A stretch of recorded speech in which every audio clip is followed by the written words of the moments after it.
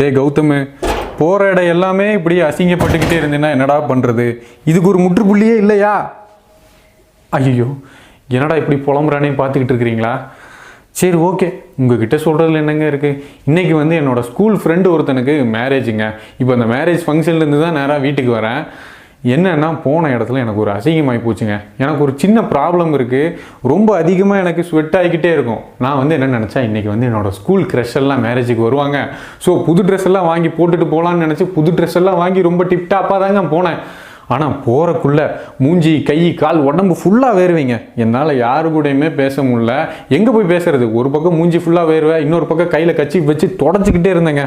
கான்ஃபிடென்ட்டாக, ஃபோக்கஸாக என்னால் யாரு கூடயுமே இப்போல்லாம் பேசவே முடியறது இல்லைங்க. ரொம்ப கஷ்டமாக இருக்குது. பார்க்குறவங்கலாம் என்னடா தம்பி உனக்கு இப்படி இருக்குதுன்னு கேட்டு என்னை டார்ச்சர் பண்ணுறாங்க. இவங்களுக்கெல்லாம் எனக்கு என்ன பதில் சொல்கிறதுனே தெரில, என்ன பண்ணுறதுனே தெரிலிங்க. ஆனால் தயவு செஞ்சு இதெல்லாம் யார்கிட்டையும் சொல்லிடாதீங்க ப்ளீஸ்.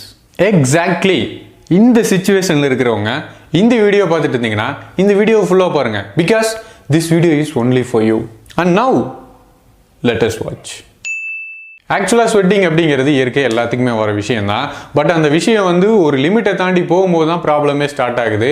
ஸோ நம்மளோட லைஃப்பில் ஒரு சில ஹேபிட்ஸை வந்து இன்கார்பரேட் பண்ணுறது மூலமாக இந்த ஓவர் ஸ்வெட்டிங் ப்ராப்ளம்லேருந்து டெஃபினட்டாக நம்மளால் வெளியே வர முடியும். அது என்னங்கிறதா இந்த வீடியோவில் நம்ம பார்க்க போகிறோம். கைஸ், ஆன்டிபர்ஸ்பிரண்ட் அப்படின்னா என்னென்னா, நம்மளோட பாடியில் ஸ்வெட்டிங்கை ரெடியூஸ் பண்ணுறக்கும், குறிப்பாக நம்மளோட அண்டர் ஆர்ம்ஸில் வர வேர்வையை குறைக்கிறதுக்கு யூஸ் பண்ணுற ஒரு லிக்விட். இதை வந்து நைட்டு நம்ம தூங்குறதுக்கு முன்னாடி அல்லது நம்மளோட ஸ்கின் வந்து ரொம்ப ட்ரையாக இருக்கிறப்ப தான் இதை அப்ளை பண்ணணும். அண்ட் நீங்கள் மார்னிங் வெளியே போகிறதுக்கு முன்னாடி இது அப்ளை பண்ணிட்டு போகலாம். பட் இது வந்து ஆன்லைனில் இந்த ஆன்டிபர்ஸ்பிரண்ட் க்ரீம் வந்து நிறையா கிடைக்குது அப்படிங்கிறக்காக ஏதோ வாங்கி யூஸ் பண்ணாதீங்க. ப்ராப்பராக டாக்டரை கன்சல்ட் பண்ணிட்டு உங்களோட ஸ்கின்னுக்கு வந்து எது செட் ஆகும் அப்படின்னு பார்த்து அதை வாங்கி யூஸ் பண்ணுங்கள். பிகாஸ் நீங்கள் ஏதோ வாங்கி யூஸ் பண்ணிட்டீங்கன்னா உங்களோட ஸ்கின்ல வந்து இச்சஸ் மாதிரி நிறைய ப்ராப்ளம் வரக்கும் சான்சஸ் இருக்கு. பட் இதை யூஸ் பண்ணி ஒரு 2 நாள்லயே வந்து என்னப்பா ரிசல்ட்டே வரல அப்படின்னு தயவு செஞ்சு நினைக்காதீங்க. இதை யூஸ் பண்ணி குறைஞ்சது 1 or 2 வீக்ஸ் கழிச்சு தான் வந்து ரிசல்ட் தெரியும் அப்படின்னு சொல்றாங்க. நம்பர் 2, டெய்லி வந்து நம்ம அவசரமாக எந்திரிச்சிட்டு குளிச்சுட்டு சாப்பிட்டுக்கிட்டு ஸ்கூலுக்கு போவோம், ஆஃபீஸ் போவோம், காலேஜ் போவோம் இல்லையா? ஸோ இனிமேல் வந்து அவசரமாக குளிச்சுக்கிட்டு வெளியே வந்த உடனே வந்து ட்ரெஸ் போடாதீங்க. எஸ், ஒரு 2 மினிட்ஸ் வெயிட் பண்ணுங்க. ஏன்னா நம்ம ஹாட் வாட்டரில் குளிச்சுக்கிட்டு வெளியே வருவோம். நம்மளோட பாடி வந்து ரொம்ப ஹீட்டாக இருக்கும். அந்த ஹீட்லேயே வந்து நம்ம ட்ரெஸ்ஸையும் வியர் பண்ணுவோம். அப்போவே அந்த நிமிஷமே வந்து ஸ்வெட்டிங்காக ஸ்டார்ட் ஆயிரும். நம்ம வந்து கிளம்பி வெளியே தான் போயிருப்போம், அதுக்குள்ளே நம்ம உடம்பு ஃபுல்லாக வேர்வை ஊற்ற ஸ்டார்ட் ஆயிரும். ஸோ உங்களோட பாடி ட்ரை ஆனதுக்கப்புறம் ஒரு 2 மினிட்ஸ் கழிச்சுட்டு உங்களோட பாடி கூல் பண்ணதுக்கு அப்புறம் உங்களோட ட்ரெஸ்ஸை நீங்க வியர் பண்ணுங்க. So 1 minute gap between shower and dressing.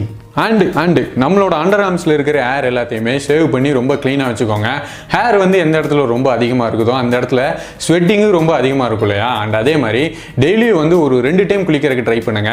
And socks வந்து டெய்லியும் நீங்கள் வியர் பண்ணிட்டு ஆஃபீஸ் போகிற ஒரு ஆளாக இருந்தீங்கன்னா 2 days ஒன்ஸ் வந்து அதை வாஷ் பண்ணி க்ளீனாக போட்டுட்டு போங்க. இந்த மாதிரி சின்ன சின்ன விஷயத்துலையும் ரொம்ப பெருசாக கேர் எடுத்து பார்த்துக்கோங்க.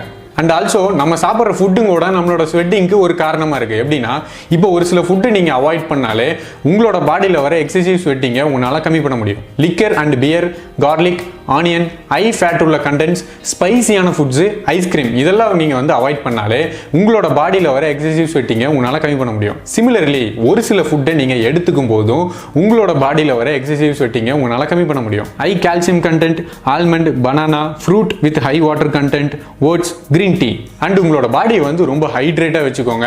அடிக்கடி தண்ணி குடிச்சிக்கிட்டே இருங்க. அது வந்து உங்களோட பாடியை வந்து கூல் பண்ணி ஸ்வெட் ஆகிறத கம்மி பண்ணிடும். ரொம்ப டைட்டான ட்ரெஸ்ஸை வியர் பண்ணுறதை அவாய்ட் பண்ணிடுங்க.